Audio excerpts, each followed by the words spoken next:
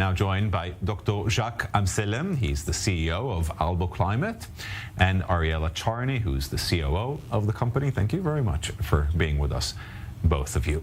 So, Jacques, I want to start with you. Monetary gains aside, for those who are polluting the world, where could knowing that where CEO is stored help us? That's what we decided just to tackle this huge problem of the climate by bringing technology so that we can scale, in fact, the offsetting of the polluting companies. I mean, this was the way we just decided to tackle it, and so we created, I mean, a really breakthrough technology that enables from satellites to understand how the CO2 is being absorbed, and this is what we're looking for. Because I mean, all of a sudden, what the humanity did in like 30, 50 years, we just took out and threw to the atmosphere what took thousands or millions of years just to be borrowed inside. And so what we need is just to take this out back, and we can do it. And in order to do so, there's this beautiful mechanism that has been established that polluting companies that do not have any choice.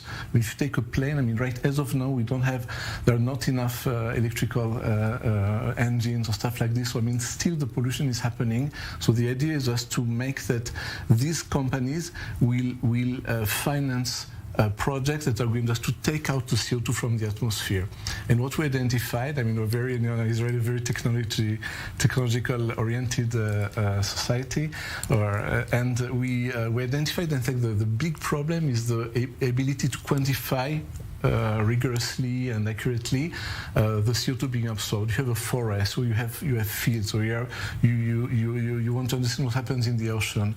And so this is what we came up with, and just scanning these areas and using, I don't like to use the term of AI, because I think that in AI there is not a lot of intelligence and it's not artificial, but to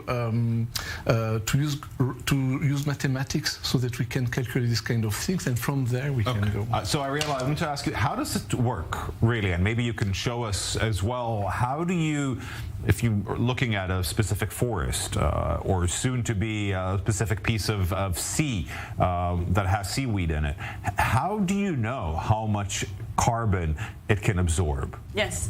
So we use satellite images, both publicly available and privately owned satellite data.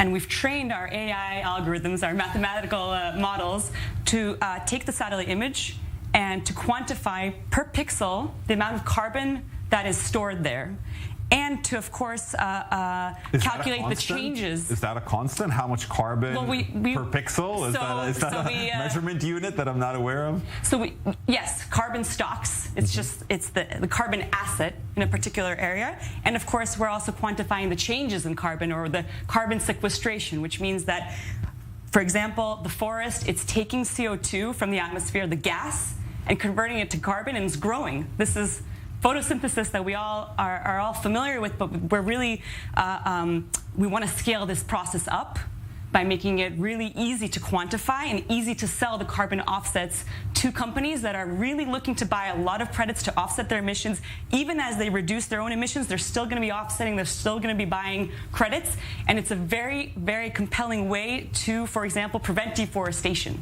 So hopefully this is just a transition stage before the whole world moves into renewable energies, or, in my opinion, nuclear energy as well, that can solve a lot of the problem of emissions. But you know where it's stored.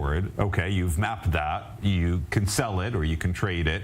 How can this technology, if it can help us remove some of this CO2 that's in the atmosphere? How does knowing where it is stored help us remove or make sure that we don't have at least more of it?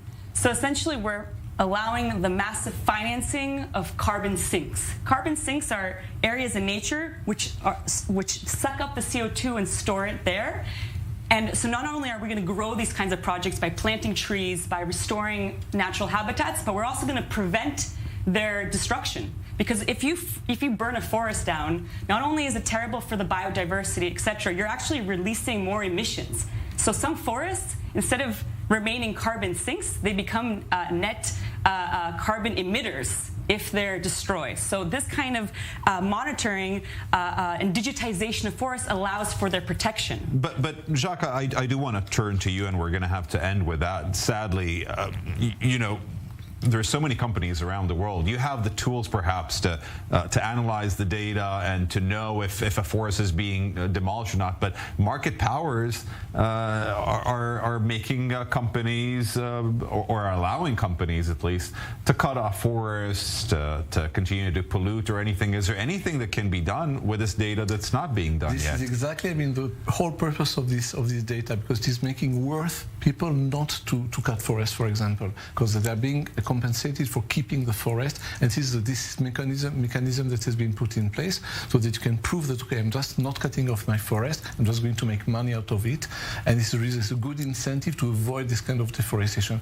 We're seeing, for example, there's not a lot of attention on Africa, for example, and there is a huge deforestation that's occurring over there, and we're just wanting, and we're making worth to the people that are owning, working, living over there, not to cut the trees and just to be compensated for this. And in order to do so, I mean, a company like Albo is here just to measure, to track it, to monitor it. Lovely. We'll keep following what you guys do. Thank you very much, Dr. Jacques Amsalem and Ariella Charney from Albo Climate for coming into our studio today. Thank you so much for inviting us.